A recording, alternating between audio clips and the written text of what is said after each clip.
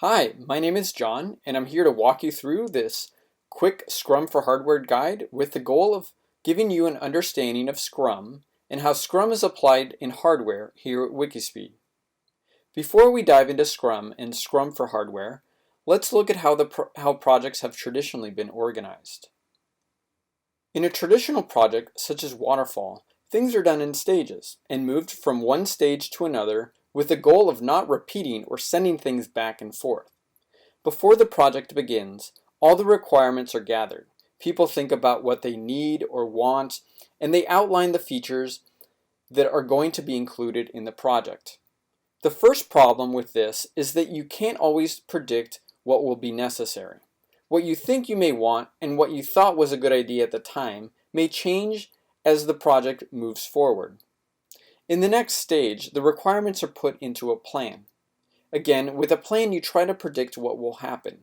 You create a timeline for building stuff and maybe even anticipate and account for potential problems. The project then moves on to the build stage. Here, the predicted paper plans come into contact with the real world. Problems you thought would come up don't. Problems you never anticipated and accounted for actually do come up. Unfortunately, when reality meets plans such as this, what we anticipate and predict is often inaccurate. Things take longer or shorter to do and to figure out.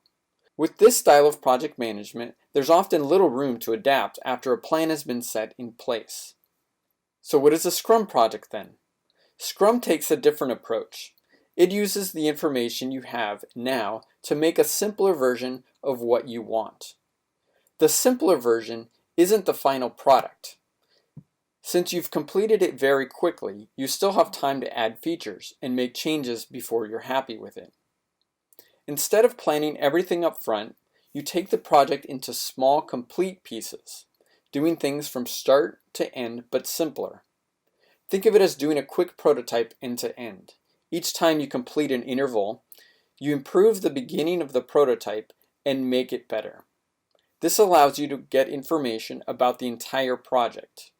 It's okay if the beginning product doesn't have everything you need or function exactly as you need it to. Since you're working in short time intervals, you have other iterations or versions to make changes and improvements. One big advantage to having a complete iteration in a short time frame is that you're better informed. Being better informed allows you to adapt to changes in the project. This allows you to understand what the project really involves and what features you may want to actually include or remove. It also allows you to adapt to the real problems that surface instead of ones you've tried to predict at the start.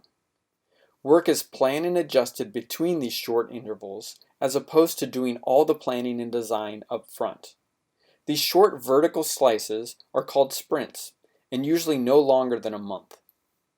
In Scrum, you also create work that is complete. This is a simple version of something you've created that actually works and functions. It has value in that sense. It may not be exactly how you want it to work, but at the end of each sprint, you get something that is fully functional and better than the version before.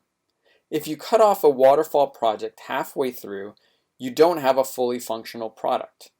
What you have is a set of requirements, a plan, and maybe some work started on some of the pieces. In Scrum, if you were to cut off the project halfway through, you would still have a fully functional, although simpler version of the product. Okay, so now you may be asking, how is Scrum applied to hardware? How do you build a simpler version of something such as a car in a week or two sprint? A key principle in Scrum for hardware is modularity.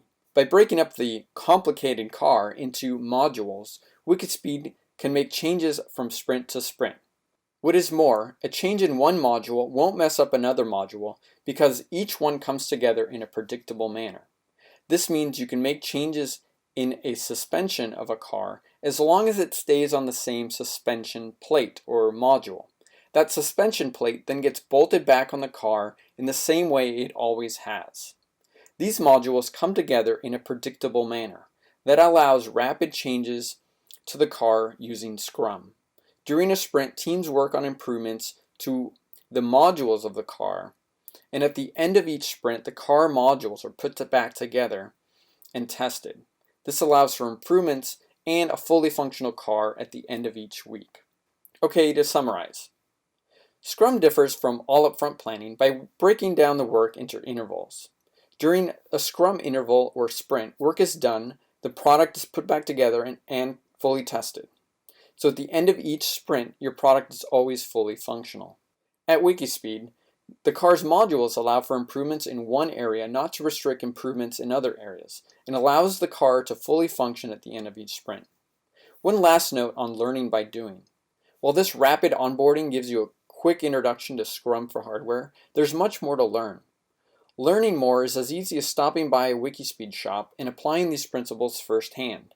You don't need any prior auto experience or mechanical knowledge to help build a Wikispeed car. Speed car.